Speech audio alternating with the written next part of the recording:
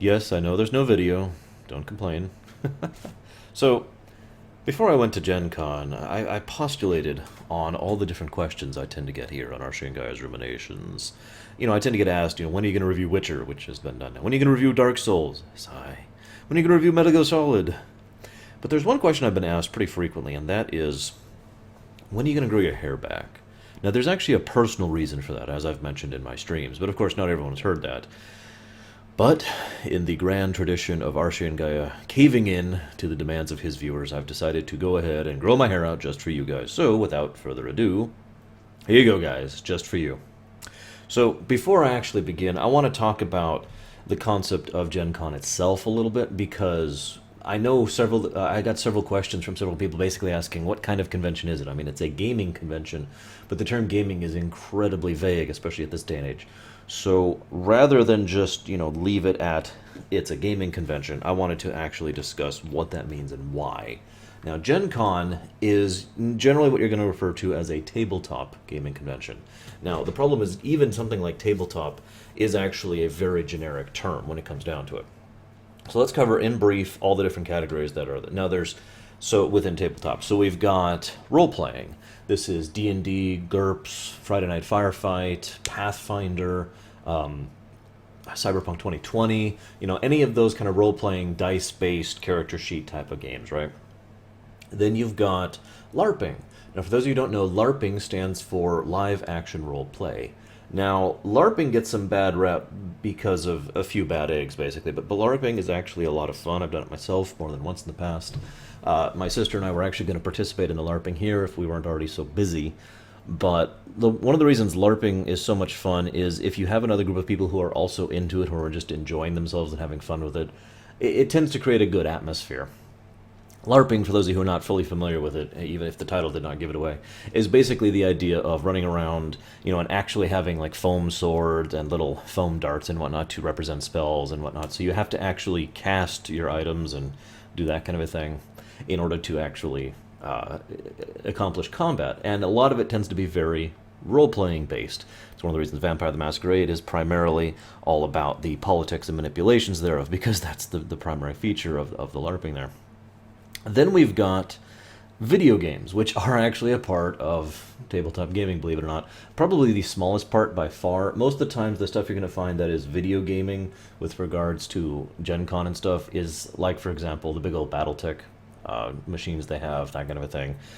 As a side note, they actually had a thing where you could sit down and pay money on an hourly basis in order to play Minecraft and Hearthstone. Now, there are a few other games you could play, but Minecraft and Hearthstone, for God's sakes, especially since Hearthstone is, free.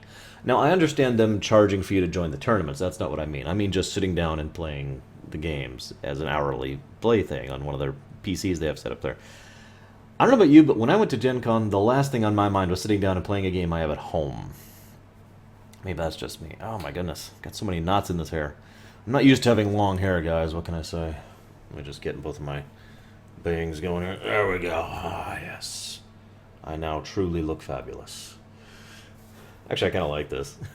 It's a little too feminine. I'm going to have to style it to make it more me. And I'm going to have to do something with these bangs. Maybe I'll grow them out more. What do you guys think? Anyways, so then we've got the big one, which is tabletop. Now, see, the thing is, tabletop refers to the overall category, but it's also generally the best way to refer to what is generally called board games. Thing is, most people don't like calling board games because usually when you think board games, you think of Monopoly, chess, sorry, the game of life, Monopoly again, that kind of thing. Those are board games, but the tabletop stuff, Ticket to Ride, Settlers of Catan, Pandemic, Last Night on Earth, God, there were dozens upon dozens. There were so many there, I couldn't possibly list them all, but that kind of a stuff. And I'd say the distinction is, it's the difference between American and European, or otherwise non-American, I guess I should say, board games. But that's not true either, because there are plenty of really awesome, tabletop board games that have come out from American producers. So shrug. But either way, those are the main categories. You've got your dice-based games, like Zombie Dice is a good example of that. King of Tokyo is actually a pretty good example of pretty much a full-on dice game.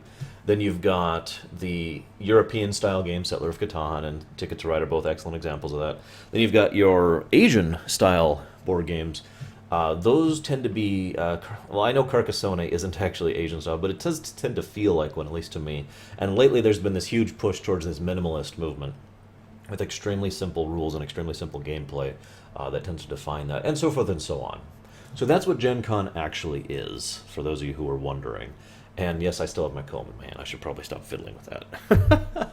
So we went to Gen Con. Now, I tend to be into a lot of aspects of geek culture and culture in general as part of my ongoing desire to be able to get along with everyone. One of the weird things in my life, though, is I don't really have many friends that actually are into the, tabletop-style gaming as much as I am. In fact, I basically have none. I have Charlie, who is awesome, of course, but that's kind of it. Prior to that, this was prior to Gen Con. When we went there, obviously I got to play several games with Third and with my sister, and they were pretty interested in them and had a lot of fun with them, or at least some of them. Probably not as fun as I did. Sigh. However, it was nice to get more people into tabletop gaming, and that's always awesome. And if some of you guys think some of this stuff sounds fun, that would also be awesome. But of course, I got some recordings of footage from Gen Con, which I'll be sharing with you here. So we actually lost some of the footage thanks to some codec issues with regards to the iPhone I was using to record. And I don't have as much footage as I was hoping for because of the fact that we kind of started running out of battery later on. So regardless, let's go ahead and go to the intro here really quick. No, do the introduction. Alright, so there's my sister, right over there. Here's Marshall, also known as Third. I don't want to be here. They actually forced me. He doesn't want to be here. So, there, we'll do They this. can't actually hear anything you're saying, more than likely. Nobody can hear anything. Where's the flip button? Now recording, yes.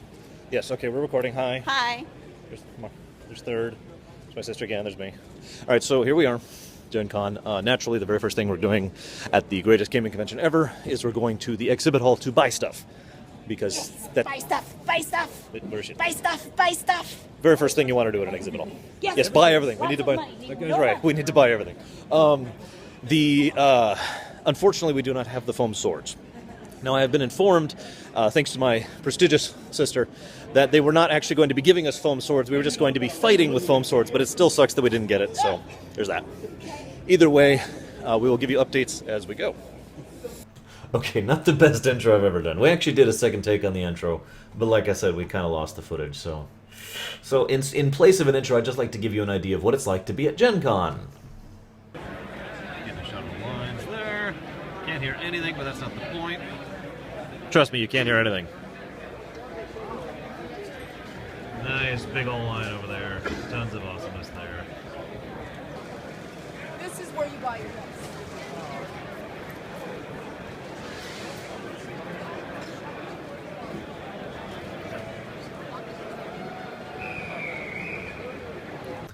So yeah, the very first thing we did once we were all settled and ready is we went to the exhibit hall, which is what I just showed you there last. The exhibit hall is where all the vendors set up. It's actually a great place because it is basically the here's where you go to spend your money hall, but at the same time it has another purpose, or rather two other purposes. It's great exposure for certain people that can show up and just be like, hey, look, we're showing off our product. But also it's great for us because we can just roam, and a lot of people have basically demos set up. For example, my sister and I actually got to play, our sister Third and I got to play Last Night on Earth as a demo. We just walked up to the guy, he had nothing to do, nothing was happening, and we're like, hey, can we demo this game? And so they did a quick 8-turn version of the game for us that we could learn the rules and have fun with it. And it was fun. I had more fun than them. I was playing the zombies. I won. Shrug. But point being that there was a lot of stuff like that. We actually wanted to demo more stuff, but time was kind of an issue. And in a lot of cases, there was also a line. So naturally, having perused the aisles, the very first thing my sister found was a hat. Point where it will melt. Here is your instructions, so you don't have to remember any of it. Just in general, keep it out of the hot car. What? It's really cute. I wanted to get it for the show. She got a new hat. Thank you so much. And then we made a startling discovery. Jack Black is Tomb Raider. So afterwards, of course, we decided to go ahead and sit down in this great place. This is actually, I love the exhibit hall. I love the little events that happen, and I'll be talking a little bit about some of those here in a moment. But one of the things that really actually I thought was the coolest idea was the board game library. It's exactly like a normal library. You go in, well, I don't have it anymore, but you go in, I should be wearing my lanyard. I got a lanyard here with a nice little Pathfinder Society button. Yeah, there we go.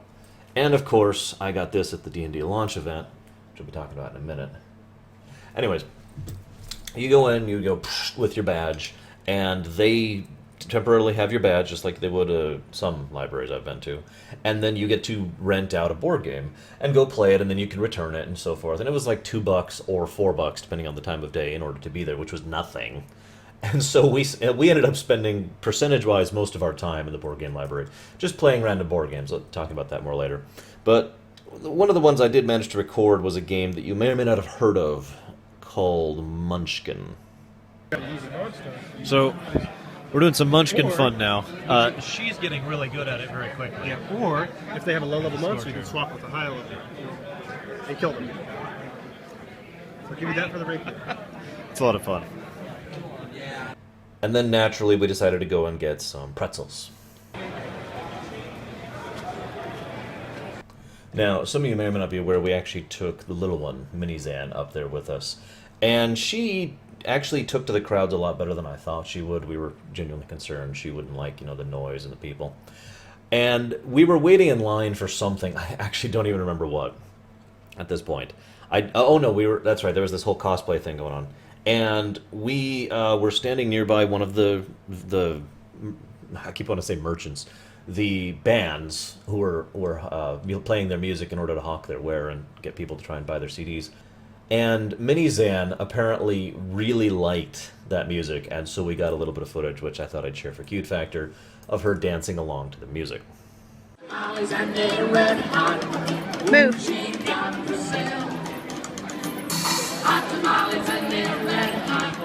Yes, she got the sale.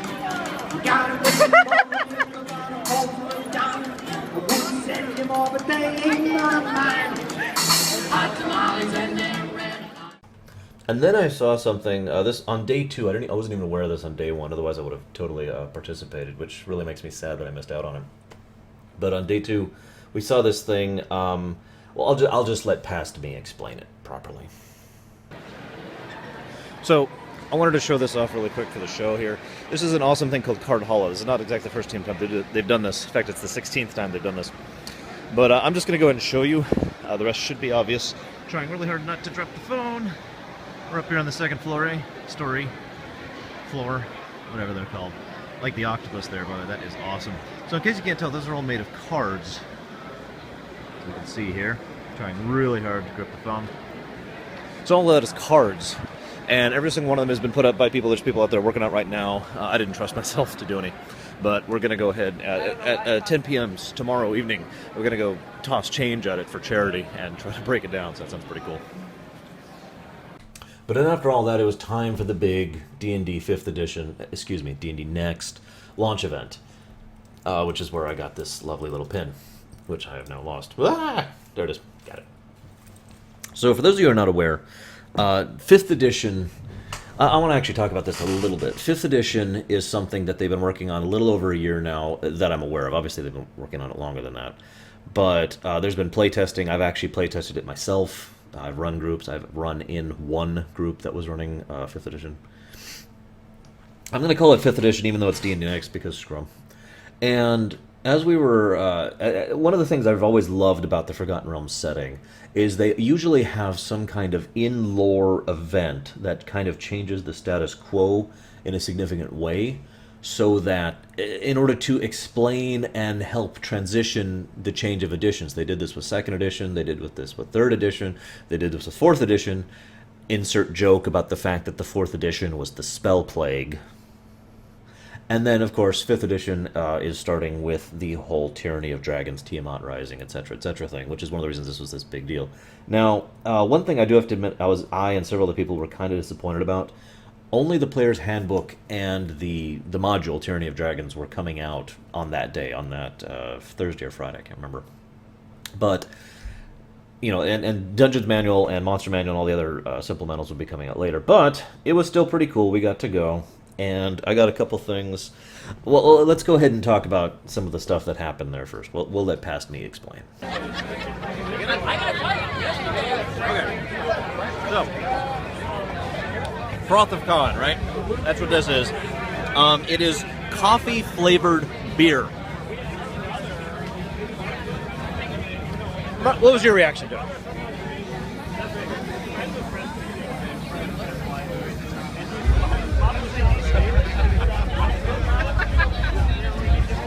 Anyways, we're out here getting ready for the big old 5th edition, I'm sorry, 2D Next intro thing. It's about to be starting. Really looking forward to it, despite the beer. See you there. Maybe we'll have something to talk about next time. Okay, so here we are at the big launch event. We have no idea what's going on, and we can't hear what's going on. But it's okay, because we have a secret plan. For your reference, this is what I can see. And this is about what I can see. But we have a plan. I don't think that's going to work. You don't think so? No, I don't. I really don't. One more second. Anything? Can you see anything? One here. Okay, so we had no idea what these things were they're handing out here. Got 2 more to go. We were trying to get them all the way back here. I know you can't hear what I'm saying right now. Oh, and I have to get out of this gentleman's way too. Person. Masks. This is pretty normal for an event like this, but this is my Pass dearest them back. sister. Someone will take them. This is my dearest sister. Hi. There we go. Get the whole thing in there. Oh God, that looks so. You. No. See, it looks better on him here. Better on me. There we go. Perfect. Awesome. And I'll wear that one when she's tired of it. No, I've got one Oh, for you. apparently I have one. Sorry. We're trying for a new look here. We're trying to... I've already lost it. We're trying to tame the bangs here. All right, so... there it is. Sorry, I got all sorts of stuff here to show off. So, we go there. And they're just handing stuff out. It's a huge crowd, as you just saw. And one of the things I got... Now, I took the non-signed version, because Third wanted the signed version, but I got this nice... Let me try and get it without the glare there. Nice, awesome picture about the Tyranny of Dragons. That's an awesome picture of Tiamat over here, along with the gentleman summoning her. Not sure what's up with that exactly. Very cool poster. We're going to re-wrap and make sure it's in good condition. And we're going to put that away. What else did I get? Oh yes, I also got one other thing. Note to self, edit this out so nobody sees me putting this on. Now, here's the problem with this. I got a few pictures of everyone wearing it. In fact, I discovered a new method of wearing this, which I'll be showing off in a moment here. Let me show off the whole thing here. It's actually kind of cool. It's the crown of Tiamat here.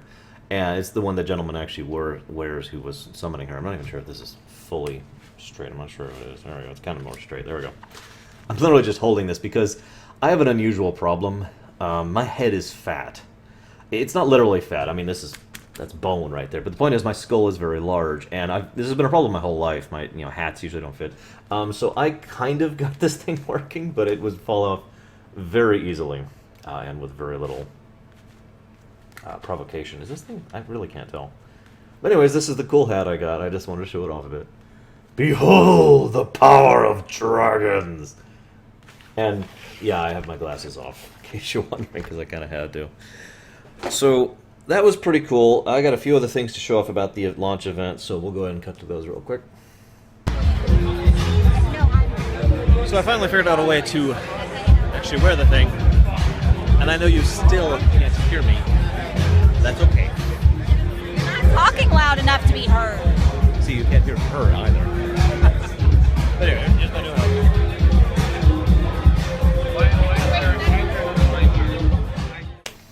Alright, so, whoa, this is wrong. Let's get these out of my glasses. Ah! My hair's attacking me. My hair's attacking me. Does everyone with long hair suffer this problem? My god. Yeah, there we go. Okay, now I'm blind. Ah, there we go. Yeah. So anyways, I actually wore this thing all day after I got it. I do tend to kind of work with it a bit. I'm still trying to make it into a fashion that I actually like. Honestly, the only thing that bugs me is the bangs. I'll figure something out. So, there we were. doing our thing. There were two events I've kind of been waiting to talk about. I should be looking at the camera. I've been kind of waiting to talk about them because I'm still kind of jazzing about this. But I want to tell you guys a story. You guys know how I am about stories, and so I do apologize.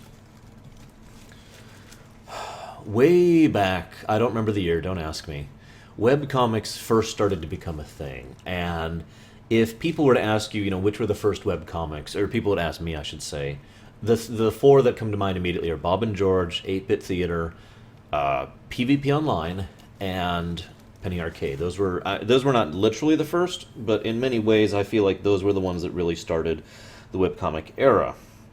Now, I've actually never really talked about this before, but in truth, Scott Kurtz, the gentleman who is the cartoonist behind PvP Online, has actually been a bit of an influence on me, especially in my more modern life, in a way that might not seem obvious. Scott Kurtz proved years ago that you could actually make money doing what you love online, doing an online show, like I do. Now, obviously, he makes way more money than I do, but then again, he's also been doing it a lot longer, and he's a lot better at it. Point is, though, he proved the formula. And so, in more ways than one, his efforts helped me to have some courage to go ahead and really make the stand to keep doing my show in the hopes of making it my work, as opposed to just my hobby. And I thought that was awesome. So when we went there, he was actually present at a booth for Table Titans specifically. So, plug to PvP Online, plug to Table Titans. He's also the cartoonist behind Table Titans. That's Table Titans, if I'm saying it too quickly for you. And I was actually super nervous. I was so nervous I didn't actually take any footage. I felt like it would be rude. But a couple of things did happen. My sister punched him. I'm just going to say that outright. I'm amazed he didn't tweet about this. What actually happened was we got there pretty early, and he was super tired. Scott Kurtz was super tired. And so he says, punch me, wake me up. He requested it. My dear sister's an asthma looked at him really weird. Now, she has this thing where she does this three requests at him. If you ask for something, and she'll look at you like, no, it's silly. And she won't do it. But then he said, yeah, do it. And then now she's like, okay, you're serious. I'm not going to do this. And then he said, no, seriously. So he had to request her to punch him 3 times. There we go, that looks perfect. 3 times before she finally went ahead and did it. And punched him right there in the arm. And then we started chatting. I doubt he remembers me at all, and that's fine. He probably remembers her more than he remembers me. But I did get a parting memento. 2 of them, actually. 1, I got to shake the man's hand.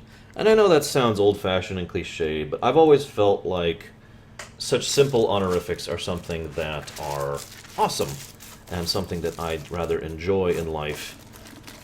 And I've always felt like that's... I don't know, I just have a thing about the handshake. I've always felt like the handshake is kind of a sign of respect, sign of the level of honor you have about the situation. That kind of... It's weird and old-fashioned. What do you want from me? But I did get one other parting gift. And that would be this. This is Table Titans. As you can see, this is the thing he draws. And cartoonists. And I got some signatures, which I'm... Oops, I'm going the wrong way. Mirrors. I'm going to try as hard as I can to get this, because it says right there, if you can read that, for Archie and Gaia, Scott Kurtz and Steve, I don't remember how to pronounce his last name, Hamaker, I believe. And that's the cartoonist, and that's the colorist. That's his own title, by the way. We asked him what I should call him on the show, and he said he's a colorist. So... that is super awesome. That made me laugh and smile. I'm going to be putting this up maybe right here. What do you guys think? Should I put it right here? Maybe over here. I'll figure something out. But I thought that was super awesome. Probably because it is. One other thing I got to do. You notice I haven't gone to GenCon footage in a moment. It's because we're about to show you something. You see, my sister and I, and Third, signed up pretty far in advance for one specific panel we really wanted to go to. See, there's actually a show called Tabletop.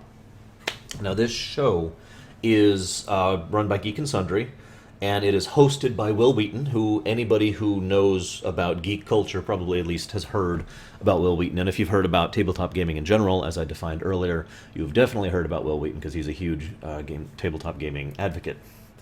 And we got to go there, and he was there, and the woman in charge of Geek and Sundry was there, and the gentleman, I can't remember his name. He was also very cool, though. All of them were there, and we got to enjoy their company, and they did a big panel presentation where they're like, okay, here's what we're doing with the next season of Geek and Sundry, with all the shows we're doing. Here's the thing we're doing with this brand new show, and I kind of want to talk about it a little bit because I didn't record this section. Tabletop is actually going to be doing a D&D, well, it's not D&D. They're doing a role-playing game on the show. It'll be a whole season of this. It's because of the Kickstarter, and yes, I was one of the Kickstarters. Of course I was. It's going to be a whole season of, well, it's going to be my show, my Primus campaign, but a lot better presented because they're all there in person, and they're actually on a stage, and they've actually got proper editing teams other than just one guy doing it by himself at home. You know, it's basically going to be that. It's going to show their characters developing and moving throughout the story as they go throughout the season, which sounds pretty cool to me, actually. And would be the second time in recent memory that someone has decided to do professionally something that I wanted to do personally. I think it's just a trend. But I'm leaving out the best part. And I admit, I'm not really much of a nervous person in front of the camera. I kind of talked about this eons ago when I first started doing this show. You know, once you get... I actually did television for a while back in a place I almost mentioned. And I've actually, you know, worked on the camera and behind the camera more than once. And you just kind of get used to it after a while. And I've never really been shy in front of crowds either. I mean, I did theater for forever, too. But I was super nervous sitting there because he was going to open up for questions. And I want to add a bit of a story to this. I mean, I was super nervous because Will Wheaton is actually a really awesome guy, and I think he is awesome, and that's all I'm going to say about that. I do, though. He's a cool guy. And he's a big gaming advocate, and that's also cool. But the thing is, I actually went in there on the off chance, because it's me, prepared with a question ready to go. And then he answered it in his opening spiel, which meant I suddenly found myself desperately trying to come up with another question to ask. So in all honesty, in hindsight, the question I did get to ask, which I got to ask a question, is a little bit, you know, I'm actually a little bit disappointed by it. But I did get to ask Will Wheaton a question, and he talked to me and responded to me, and so did the other gentleman whose name I can't remember. So we're just going to go ahead and show that. Question, anyone? Yes. Since you're going to be GMing this, I just have a preference question. Do you, in a role-playing game, regardless of system, do you think it's more important to focus on the characters and let them really develop throughout the course of the game, or more focus on the story and whatever kind of tale you're trying to tell? I think character and story intertwine. I don't think you can separate them. I mean, that would be sort of like separating, the way a meal tastes from the way the meal nourishes you, right? I mean, like, they kind of go together, right? I think that when things are going well, the characters kind of experience the story, and the players get to see things as they unfold. One of the most important things that I do as a GM is let the players tell me what they want to do and where they want to go. I don't believe in railroading players into things, right? You know, when I plan something out, like, I know, all right, listen, this village is our base of operations, and eventually I want them to get out into the, you know, the wasteland where I have this encounter plan. But if they're just like, no, we're going to the woods. All right, let's go to the woods. And then, you know, maybe rework some of the encounters I had planned for this other area to sort of happen in the woods, so that what the players want and what their characters are experiencing sort of stays in the forefront. I mean, I think that's the responsibility of the GM. Thank you. So after that whirlwind of excitement, God, this hair is just everywhere. We decided to go ahead. Okay, we went in to get GenCon kind of unknowing. There were a lot of events that were cool that you had to sign up for in advance, and there was this thing where you would purchase a ticket for the specific event, or you could use generic tickets. Now, all of us kind of assumed we'd just buy generic tickets when we got there and then do the stuff. Thing is, they also filled up seats or slots or whatever you want to call it with that early sign up. So we weren't signed up for a lot of things we could have and wanted to do. I'll talk about one of those in specific later here, which will only appeal to uber history geeks like myself. But point being, we got really lucky. We went right early, 8 a.m., right when the doors opened, and got to participate in one of the actual D&D 5th edition modules that they were running there with just a random group of people. Now, for those of you who are not familiar with this concept, I usually call it convention gaming, or convention D&Ding, or whatever you want to call it, convention role-playing, I guess. The point is, I used to do this when I was younger. I'll talk about this a bit in the video too, but to explain, the idea here is you've got, I don't have anything present, you've got your character sheet, and this is actually an official character sheet, and it will be signed by the GM or stamped by the GM, you know, whatever it is they do to officially do it. Nowadays they use websites to track this stuff. You get a pin card, and this is you, and then you can log in, and this is now your character, that kind of a thing, right? Back in the day, they would just do stamps or staples or pins or whatever. Point is, those character sheets, you actually keep those characters across multiple events. They are official. They're not canon, of course, but they're as close to canon as generally you're going to get within a setting. And so you do them across multiple modules, multiple campaigns at these official events, and then it is ratified by the people. Now, there's a couple of cool things about that. Obviously, it adds a degree of continuity. It tends to enforce people actually caring about the character, whether in regards to role-playing or regards to the stat end of things, because the loot and the experience, etc. But it also means if you die, you die. In some cases, from what I understand, this isn't really enforced anymore, but back in the day, we would actually burn character sheets if they died. You would actually burn that sheet if they actually died, and that would be the end of it. So we got to do that. Nobody died, thankfully. I'm going to do it. I'll just segue into myself. Go, me. Okay, so I don't know if you can hear me, guys, but as part of the new D&D thing here, you get to choose your faction. Right here, let me make this a little easier for you to see. Then we got the Harpers, which we all hate the Harpers, right? Right? Good. Okay, so Order of the Gauntlet, Emerald Enclave, Lord's Alliance, Zentrum. Now, we're all going to be Zentrum when we're actually playing tomorrow, but we're debating who would we actually join, like if it was real life. Now, we'll go with Sis first. Who would you join and why? Harpers. Harper's, thank you. And why? Because I can do the most good there. All I have to do is, to not be alienated, is to stay away from areas where there's an overabundance of good people and good policy and good stuff. And quite honestly, in the real world, there's no place that's really balanced, and most of the places are balanced on the wrong side. Who would you join and why? The nobles, or actually they're called The Lord's Alliance. He means the Lord's Alliance. Why? because they're wealthy and powerful, and I want to be there. In case you couldn't hear that, because the audio's probably terrible here, he wants to join them because they are wealthy and powerful, and he is evil. Now, I, of course, would join the Zentrum. No, I'm kidding. I'd join the Emerald Enclave. However, I'm going to make a game mode. If you guys can guess why I would join the Emerald Enclave, you will get invisible Arching Gaia brownie points. Muffins! And muffins. You will get specifically made Gawa muffins just for people who also support the Emerald Enclave. So there we go. So here we are. Big old D&D thing. Now, for those of you who've actually heard me talk about this on my stream, I used to actually do, tournament, convention, D&D stuff all the time. A long time ago, I actually kind of forgot how it is. We were really rushed. We were doing a 1-hour module. The poor GM, I actually felt really bad for him. We had to actually not role play in order to make it fit. It was still fun, though. I had fun, at least. It was fun just sitting down with totally random strangers and playing D&D, which is kind of the appeal for me. My sister has no thoughts other than left. There you go. See? She went to the left. She played a goblin. She played a goblin wizard who constantly killed people. And Mr. Smarty Face here, there we go. He played a cleric. It was fun. But we are now going to chill for a bit, and then we're probably going to do other things, which may or may not involve activities. Now, I just want to show off this one briefly. I'm going to go ahead and edit the video over me talking here for once, because the audio was just so messed up.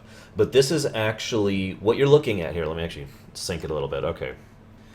So yeah, this is actually the line in wait. I believe this was Saturday for getting into the exhibit hall, which I mentioned earlier. This is at like 9. This is almost an hour.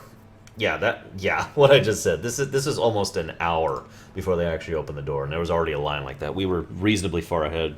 Third really wanted to purchase something for Hordes, If you're familiar with that system, it's... shoot, I forgot another aspect of tabletop gaming, and that is miniatures.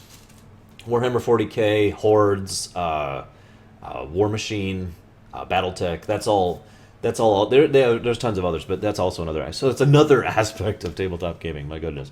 But yeah, so we were there right early, and now is where I plug something else, which means I need to get my wallet, which is right here. It's the wig here. So we went to the... We were going...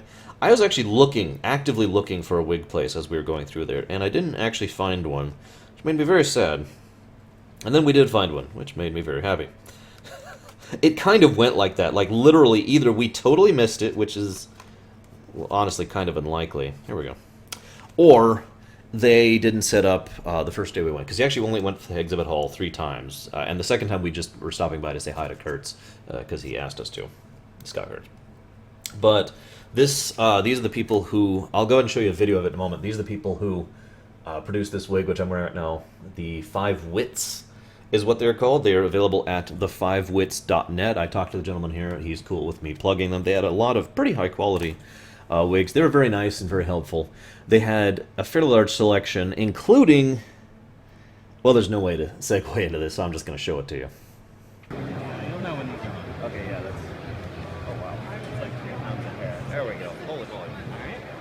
And now say, oh, what a lovely tea party. So then, now I'm going to go ahead and talk about this in a moment, but I'm just going to let me discuss. We went to a Pathfinder event. And again, official character, convention kind of a thing, where the character actually says blah, blah, blah, blah, blah. Now let me talk for a moment, and then we'll get back to me. Okay, so it's kind of a sit rep update here. We finally managed to get an actual... Who's back here? Finally managed to get an actual group for Pathfinder. I'll talk about that more on the show, because that's an actual discussion to be mentioned there, especially in comparison to what Wizards was going with D&D. But it was interesting. We lived, so that's nice. Next thing that happened is we went and got to play Ticket to Ride, which is a really fun game.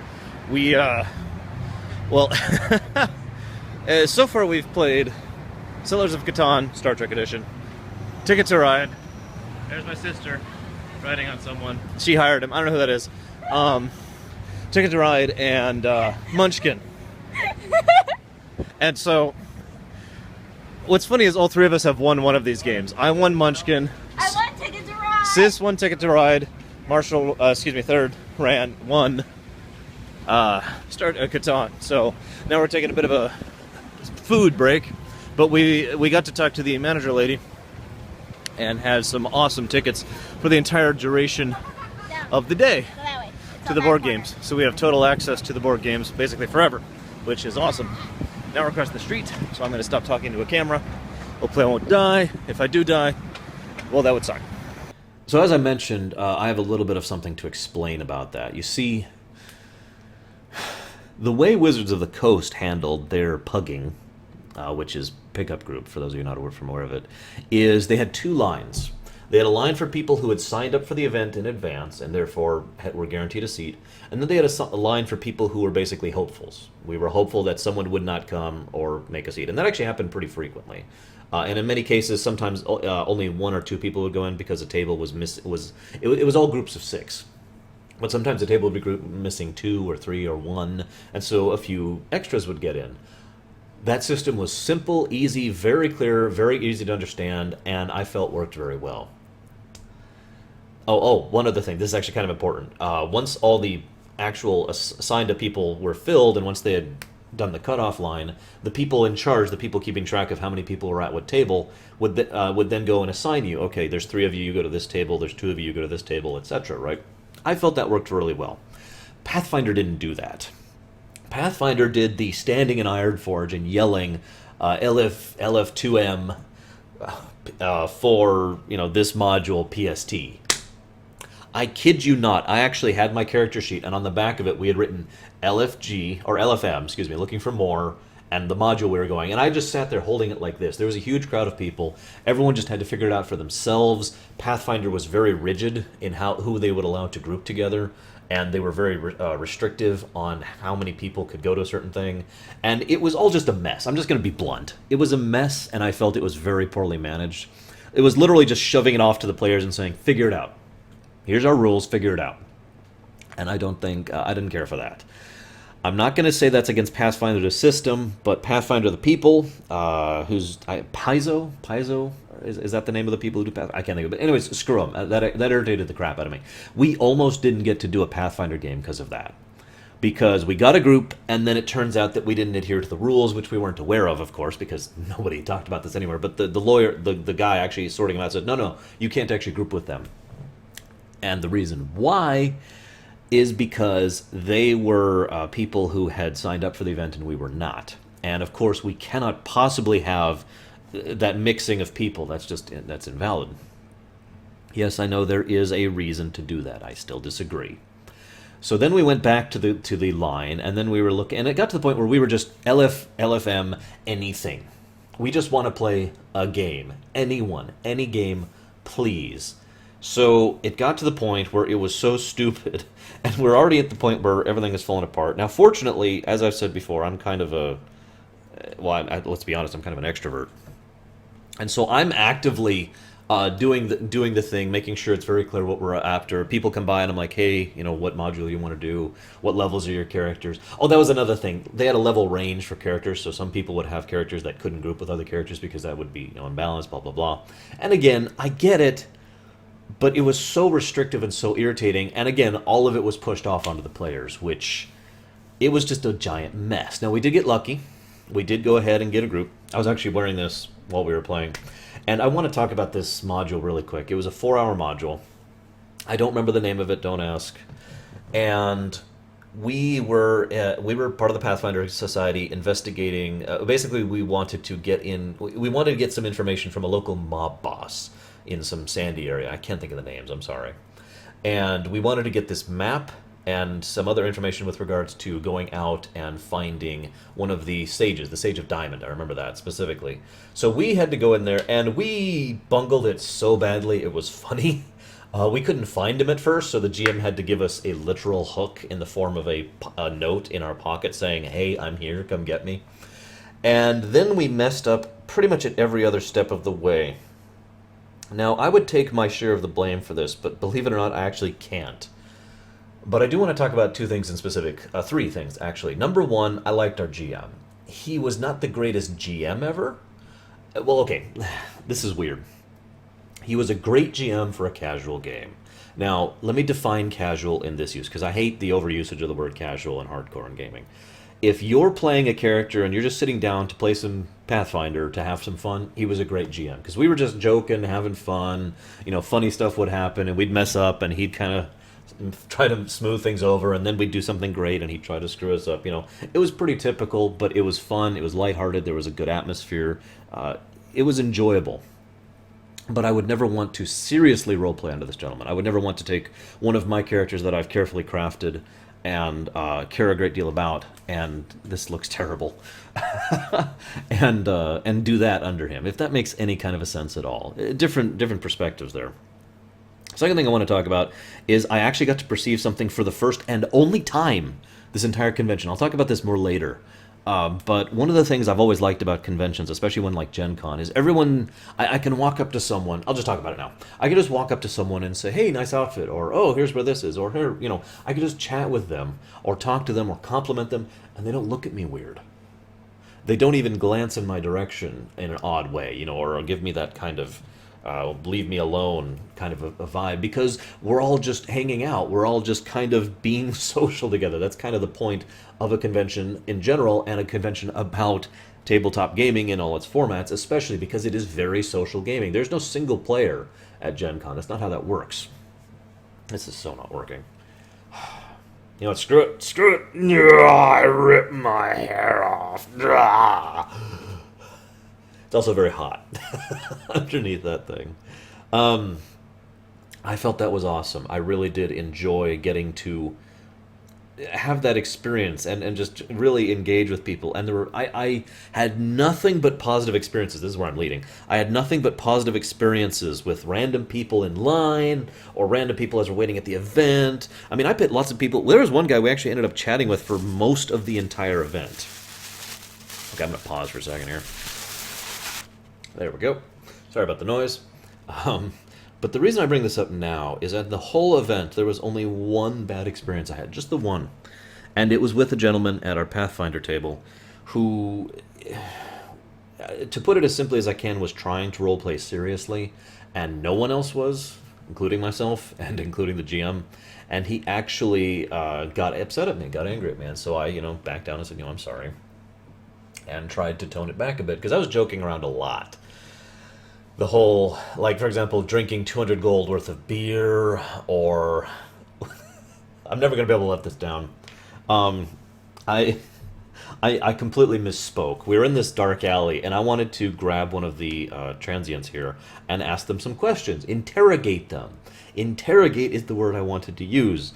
And I don't know how this happened, but so what I said is... okay, I want to grab one of the beggars and start beating him up. I'm a monk, by the way. Lawful neutral. Tell me where the guy is! We were looking for the leader of the 500 Hands Club, or 100 Hands Club, or something like that. And they never let that go. I was just the beggar beater from that point on. I totally misspoke, but yeah, it was just really fun, light atmosphere, except for the gentleman who obviously hated that. So, but that's why I want to bring that up, because Gen Con was such an awesome experience for the fact that we could be social with each other and have fun. And I mean, I've met so many people who were so awkward, who looked so embarrassed and so shy about being there, and I just wanted to hug them, I just wanted, and so I would always, engage them and be like, hey, what are you doing here? And he's like, well, I'm gonna be LARPing, all week, and there's a big LARP convention. Oh yeah, what's it about? What's your character? And being engaged, interested in them, they were like, oh well, this is my character, and it started to open them up again. I love that. It was so much fun. But anyway, so yeah, we finished this. We failed miserably at this Pathfinder thing. And I feel like getting this on the record. The geek in me demands I get this on the record. I had an idea fairly early on. We were working for a mob boss, and I had an idea fairly early on to get several people in the city on our side against him, to work against the mob boss clandestinely. That was shot down for various reasons, especially by the group. And it turns out, once you finish, you get a little booklet that shows the optional objectives you could have done. And one of them was, turn against the mob boss and screw him over. And it was like super rewards for doing that. I'm just like, oh my god, I knew it! Anyways. So that was Pathfinder. It was a lot of fun other than the LFG Ironforge part of things. Now... so then we got to go back to the board. Now, once we'd done all the events we wanted to do, the launch event, the other thing, we went and we basically played board games for the entire rest of for the Gen Con with each other and with the other. I want to talk about one other thing. This was awesome. I want to segue into this because this is awesome. This is exactly what I was talking about with that social aspect of Gen Con. In the board game library I mentioned earlier, they had this thing where they had red flags and yellow flags. Now, for the life of me, I can't remember what red flags was. I think it was like, I need help or something like that. But the yellow flags, now they're really tall. They're like this tall. And big old yellow flags, super obvious, right? You put that down, it means LFG. It means I'm looking for more people to play my game. Oh, and by the way, you could bring your own games in there too. Either ones you just bought out in the exhibit hall, or ones that you'd brought yourself. There were a lot of people doing that, looking for groups like that. And so you could just put down that yellow flag and say, I want to play with some random people. So if, for example, I'd gone by myself, I could have laid out Ticket to Ride, plopped down a yellow flag, and just waited. While I was waiting, I actually, the very first time we were there, which was like the first day, I was looking around, and I noticed there was a gentleman over there who had some kind of card game. I don't remember the game. And he had the yellow flag up, and he looked really, really dejected, I think is the word I want to use. Because he was just sitting there by his lonesome, sitting there with that yellow flag. And that actually kind of hurt in its own way. I know that sounds weird, but my heart just went out to that guy. And so I looked at the game we were playing. This was Star Trek Catan at the time. And I was like, well, if nothing happens, I'll go and join him after this game. And then I looked over a few minutes later, and he'd found a guy, and the two of them were talking about the rules. And I was like, okay, that's cool. But he'd left the yellow flag up, so that a little while later, there was a full group of 4 there, and he had to actually take the flag down. From that point on, every time we were in that library, I paid attention to every yellow flag that I saw. And 100% of them, 100% of them got people. And something about that just made me grin. It was so satisfying to see these people, you know, like that poor gentleman who was just I could feel what that would be like to sit there and feel dejected and alone and just, you know, nobody wants to play with me. I may be extroverted, but I have huge anxiety and self-deprecation issues, just like most people do. So I could just picture sitting there and being like, you know, this is, you know, and just drowning in that kind of negativity, and then someone coming by and just being like, oh, you do want to play, you know. Every single one of those people found random people to play with, and that made me so happy to see that. Excuse me, I'm actually tearing up a bit. It was so awesome. But yeah, let's go ahead and toss out a few more videos here at the end of us playing board games, and then I'll talk about our last little thing really quick.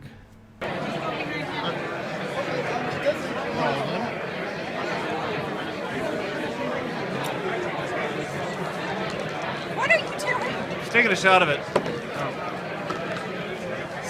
5. Soviet Union, 2 wood. the South. I get you And get the North. 3 wood. Don't think about it too much. No, that's not it. Oh, no, You that's get- So if you remember my last message, I talked about how I'm Russia and she's the South and he's the North, right? We're actually the French. Yeah, we're actually the French. We are supporting the South in their endeavors to beat the North. All right, going around right here. We're a full-on teaming up. We're not even hiding it. I am literally funneling all my resources into the South in order to get the South, which is her, in order to defeat him. And the funny thing is, he's still winning. Any thoughts from the Southern Belle? Oh my God, we have to win. Any thoughts from the North? We're literally tied right now.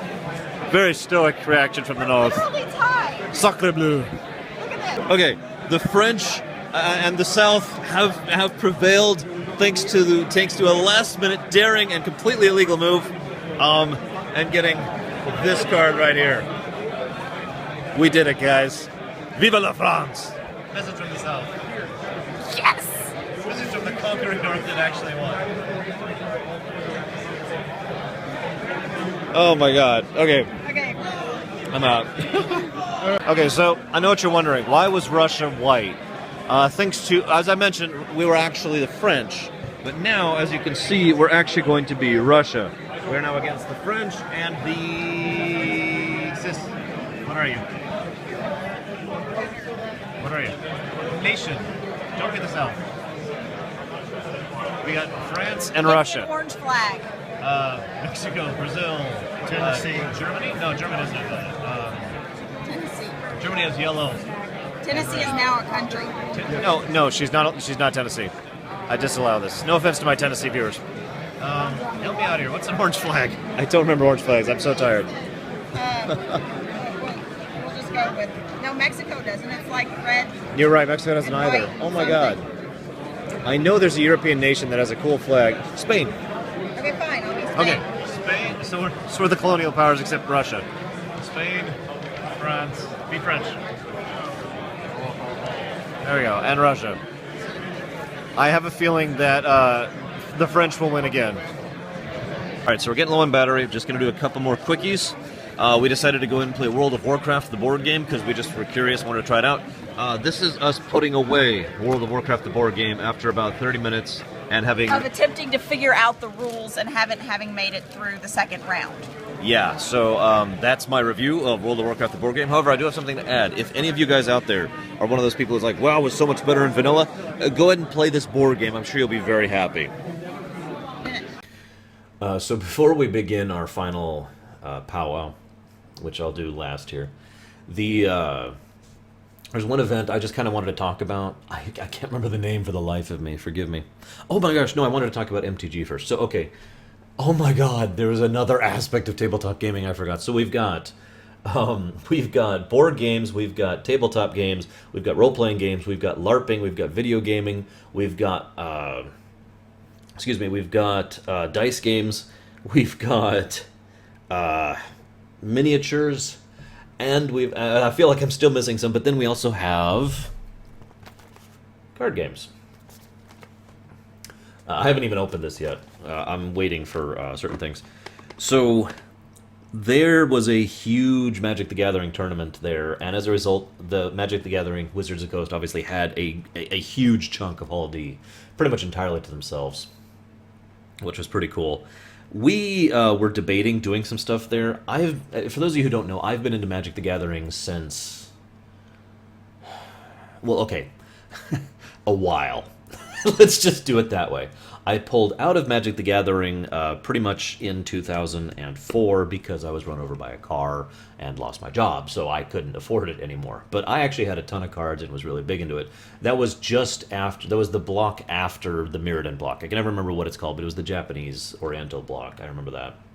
That's when I stopped really being heavy into MTG, but I never stopped having fun with it. I just stopped paying money into it, and that's, you know, kind of stops how that works, because MTG is an expensive habit. Very recently, my sister ended up playing a random game at her friend's house. It was actually it was a pre-wedding party kind of a thing, and she ended up playing with the bride's groom and the bride and several other people, and she actually really liked it. So I pulled out my 2 decks I still have. In fact, I actually have them right here. This was not planned, admittedly. This is my Slivers deck. Honestly, I feel that that's all I need to say about that. And this is what I like to call my artifact deck. There is no color of any strong significance here. I guess technically there's more green than anything else because green is a good mana producer. But otherwise, this is all artifacts. And it is an awesome Doom deck. Takes a while to get going, but once it does, it's completely unstoppable. That's the one I used to play, actually, in tournaments and stuff. Because Slivers was banned at the time. But we got to play those together, because those are the only 2 cards we had. And so while we were there, one of the things we decided is we'd go ahead and buy some packs. So we got some prefabs and played them against each other, and all of us were constantly commenting how crap they were. Well, we had an unusual problem. I bought 50 generic tickets the first time we were there, because I figured that would be enough to cover us for the whole event. And it turns out I was actually almost right. We actually had 1 ticket left over at the end of it. But the reason for that is we saw this MTG stuff, and I started doing some research. And they had something, it was mostly tournaments, right? Tournaments or single elimination, events, that kind of thing. Not actual tournaments, but just, drafts, draft runs, that kind of stuff. They had one thing called Magic the Gathering, the Tour. So I went up and I asked them, what's the Tour? And they said, well, it's where you go to learn how to play Magic the Gathering. It's for new players. Now, Third had never played MTG before until this event. Sis had only played it twice before the event. Once when she was playing Slivers against me, and once in the wedding event I just mentioned. So I said, yeah, sure. I mean, granted, I've been playing it since, the 90s, but I figured that would be a good thing for us. I did this kind of unknowing. So we go there, and the gentleman starts explaining the rules of MTG, and I'm very polite. Everyone's listening. We're learning. And it turned out to be a great thing. It was $26, 13 tickets each. This thing right here, you notice it's still sealed. This is a full deck. This is a full core set, intro pack, plus I believe 2 boosters are in here. And then we got this, in addition. Each one of these is a full half deck, single elemental, and pretty well designed, all things considered. And for those of you what I mean by half deck, this is, I believe, 40 cards. I'm not 100% sure on the numbers. No, excuse me, 30 cards. An average deck would be 60. You could literally take these and merge them, and you've got a full deck. And it works quite well. Or you could just play the 30 deck, depends on what rule set you're playing under. And in addition to that, where are they? There we go. 3 more boosters. And finally, a couple more things here, actually. This is kind of cool. We got a health counter. Usually in MTG you use a D20 for health counter. So they got us a big rounded high number health counter. And of course one foil card, which I will show off briefly here as best as I can. It's hard to see that it's foil. But the Stealer of Secrets, what does he do? He is a, it's a 2/2 3 cost blue, legendary. No, it's not legendary, excuse me, it's just rare. Whenever Stealer of Secrets deals combat damage to a player, draw a card. Really good one for if you can make them unblockable or something like that. Or give them flying or what have you. So we got all of this each for $26. This was a bargain. And so even though we were all kind of hesitant about this thing, we wanted to play more MTG. Third and Sis wanted to see if they were more into it, and they really had a lot of fun. I've kind of converted them into it. And we got all these cards, which is a great way to start up, playing for basically nothing. $26. That's ridiculous and awesome. Last thing I want to talk about, I swear, I know this is going on a little longer than I thought it would, is there was this event again that I can't think of the name of. Hang on, let me glance at my stuff here. Is there anything else I wanted to talk about? I talked about that. No, okay. There was this event that I really wanted to attend, but at the same time I didn't want to drag anyone else to something that I figured they would find incredibly boring. I'm going to just describe this as literally as I can. Imagine role-playing real life, politically. Now, here's how this works. It's not just nations. I actually did this back when I was in debate and history classes, way back in college. But we did a much more simplified version. Literally, this person would be this country, this person would be this country. Or in one or two cases, these three people would be this country, and they would have these particular perspectives. Like this person would be in charge of agriculture, that was me. This person would be in charge of military, this person would be in charge of economy, that kind of a thing, right? Or actually, I think I was economy, and there was military, and something else I'm forgetting. I think it was actually just, social, society, cultural. Point being, we sit down, and there's one person who's basically GMing, and that person is really well versed in history, and they have to be, because what happens is they describe the lead up to and the breaking point of a certain event, historically speaking. World War I is incredibly popular. Many points in World War I are incredibly popular for this kind of a thing. But there was also a Civil War thing. There was the possibility of a modern nuclear war. There were literally, I think, about a dozen different scenarios they were going to run through. And in the official event that they were doing at the GenCon, each person got, it was like, I think it was 10 people to a nation or 10 people to a side. And those 10 people would all have different jobs. And they would get a little pamphlet saying, okay, this is what you're interested in. This is what you're concerned about, just in case they didn't know the history involved. And saying, this is what your perspective should be on. And then you get to play the defense minister or the president or not the defense minister, the secretary of defense, excuse me, or whatever individual job. And sometimes it would go pretty far down on the ladder from whoever's actually in charge. And you would have to then debate amongst your group, what do we do about this situation? And then once every group had made a consensus and it was timed, you only had so much more time to work with, then you would put in and say, okay, this is what we're doing. And you could explain why or not. You don't have to, because what you're saying is basically what you are actually publicly saying, at the UN or what have you. So then the historian, now how far it goes from that point, it changes based on circumstance. Sometimes the historian would run a single scenario for some time, even though it would usually be alternate. Sometimes they would go ahead and just say, okay, well, here are the results of your initial change of the moment, and then we end the session. To give you a direct example of what I'm talking about, the one I most remember was World War I that I did, where I was the economy minister for Austria-Hungary, the Austro-Hungarian Empire.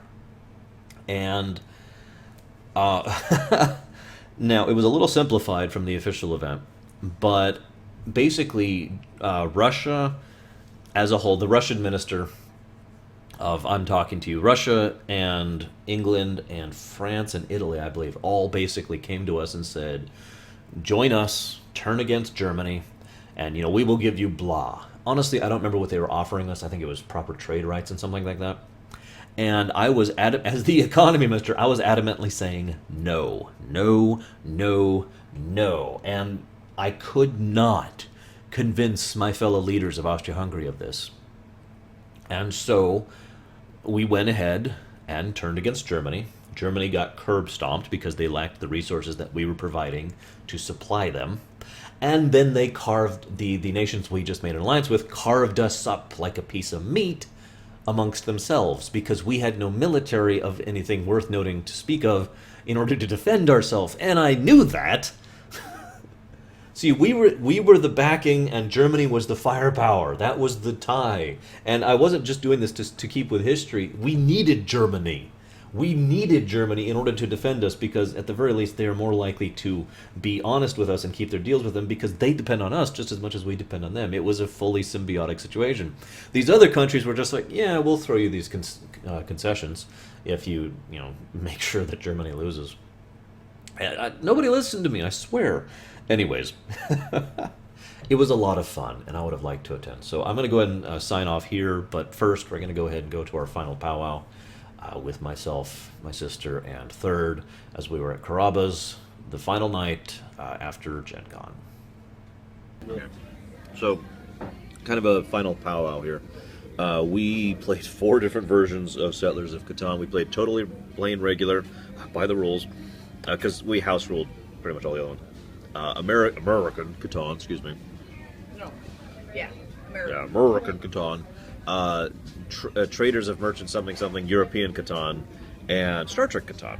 And so I figured I'd ask, what was your favorite and why? Because they all had some variations between them. So we're going to go to Sis first here. Sister? Cheers. Really? Now we're going to go to Marshall. Okay, we'll cover the 4 ones, starting from the ones and the order we played them. Played Star Trek Catan first. That was actually the first time, I think, a long time that I've actually played a Catan game, so I was starting from the ground up. It was interesting. The abilities that they had on the various character classes gave it some interesting twists, especially after playing the other ones and looking back on it. Although I will say that it was probably my least favorite Catan. That doesn't mean it was a bad one, it was just my least favorite. The next one we played was the American Catan, if I recall correctly. And I'll just say right now, that's one that's probably still my favorite one. The reason being is that it's very similar to the European Catan, but this one doesn't screw over the players that have built their cities on the East Coast. Because what happens is, once you start building stuff on the West Coast, they move the resource tokens, whatever you call them, over to the West Coast. It still did that. It still did that, but in the European one, you can essentially make desolate outposts, because people would literally take, because it wasn't just you took this one, then this one, then this one. No, you could just take whichever one you want to and put it on the other one. It's essentially another variant almost of the Bandit, except you did it through cities. By the way, I don't think we ever played the Bandit in any of the games. We did it normal. We did. Besides past like turn 5 or No, 6 it or didn't. something. We stopped in normal. We did stop, but we Yeah. started. We don't like the Bandit. Nobody likes the Bandit. Continue. Okay, anyway, European one was essentially the same as the American one with a couple minor changes. I like the European one. The original one we didn't play right off the bat, so when we came to it, we found it was actually surprisingly slow compared to the other ones. Although I will say that it was probably my second favorite one, mainly because it didn't get so hectic at the Try end. not to mix these up here. All right. Now we pause for a quick commercial break to get some soup. Thank you, Josh. Oh, crown? Another bread or sugar? We're good with that one. More Can we herbs? have more spices? Absolutely.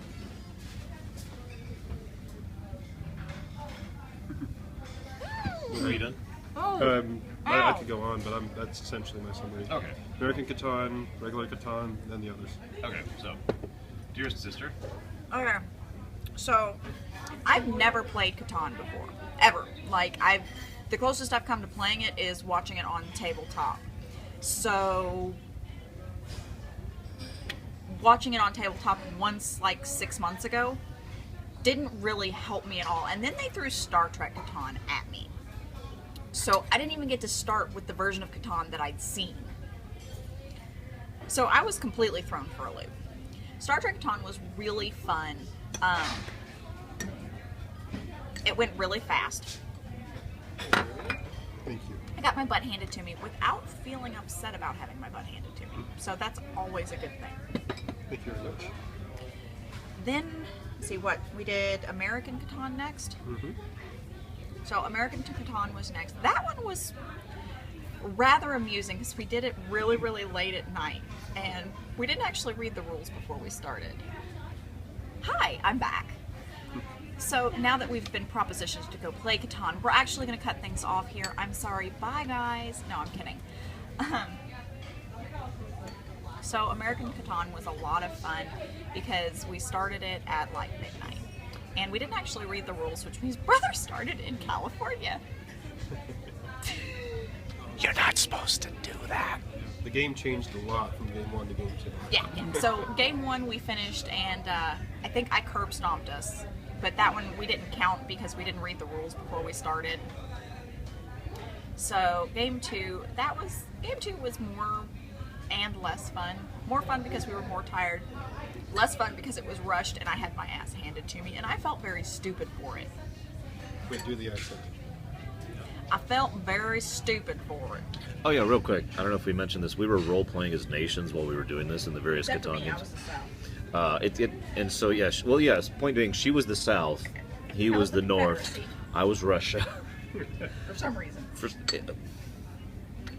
So yeah, But the second time you were the French, that's true. But it all started because and I was the Spanish. the whole nation thing started because she would just talk. I can't do it. Do it. What are you doing?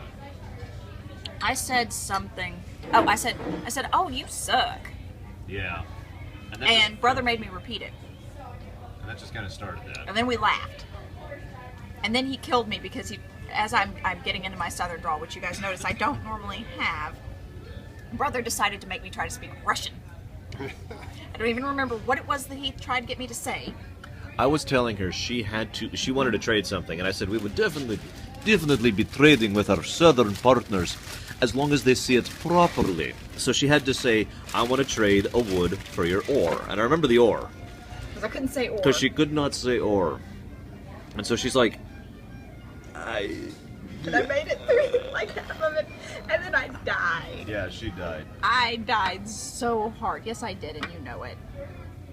No, I'm just shaking my head at the situation. Oh. So So that was American Catan. So yeah, American was a lot of fun for that.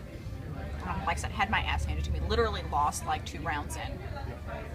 Could not get every single time they rolled. It was just like, nope, don't get anything. Nope, don't get anything. Nope, don't get anything. Nope, don't get anything. Oh, you just stole my. Keep going. I Are didn't say anything. Comforting me? I'm being comforted. So after that was regular Catan. And regular Catan, going from all of our house rules and everything to regular Catan was difficult because there were less rules and more rules at the same time. Everything is a railroad, settler, and cows. Yes, everything is railroad, settler, and cows. So that one was difficult because of that reason. Which you'd think, it's the actual beginning game. It would have been easy. I'd seen the game on it, right? No, that didn't work that way. And it was very slow. It was a lot more fun. That was actually my favorite, was doing the original Catan because it was slower. It was more fun. It was fast. It was more fun to watch the build up. I still had my butt handed to me, but I had my butt handed to me a lot less spectacularly, which is understandable. I'm not a strategist, and he is a strategist. I only won one of them, by the way. I can't tell if he's a strategist or just damn lucky. Chicken soup's good. You remember that there? Yes, thank you. Any thoughts on European Catan? European Catan was simultaneously better and worse than American Catan. It was the same concept. They were basically the same rules. The pieces were a lot better made. I still don't like American Catan and European Catan for their board game. It was really hard to figure out what resource you were getting with each one. They were very stylized, very pretty artwork, but if I can't tell what I'm supposed to pick up from it, I swear I spent half the game on the European. I probably screwed myself over because I spent half the game on my European one thinking one of my lumber outlets was cows. And by cows I mean sheep. And so I had crap tons of sheep and no wood. And I lost spectacularly. I just gave up toward the end of the game. I'm just like, yep, not even going there. I'm done. Any final thoughts from you two? Oh, that is my final thoughts. I would like to eat. I'm hungry. I actually did like the gold mechanic, excuse me, that they put into the European and the American versions. Made it a lot more complicated, but made the game progress a lot faster. One thing, I actually like the gold mechanic too. If I were to make my idealized version, it would actually be a combination of the Star Trek and the American version, I think. Because I like the gold mechanic. I like the idea of trading resources as your victory points rather than the actual victory point system. But the one thing, and by the way, Star Trek is my favorite, the one thing I cannot get past is in Star Trek the hero cards were such a small yet huge change to the gameplay that it was phenomenal. It changed everything for me, and that's one of the reasons I love that one most. So that's obviously I'm the one who's going to talk the least because my name's Arshingar. And we're running a little low on battery, so we're going to go ahead and cut this off. This is pretty much the last video we're going to do for this, so next time you'll hear from me, it'll be me in my room, most likely. I mean my studio. My professional studio that I... Yeah. Purchased with proceeds from his Catan winnings. Yes, from all the times I won Once. Catan once. Do in the bathroom, acoustics are better.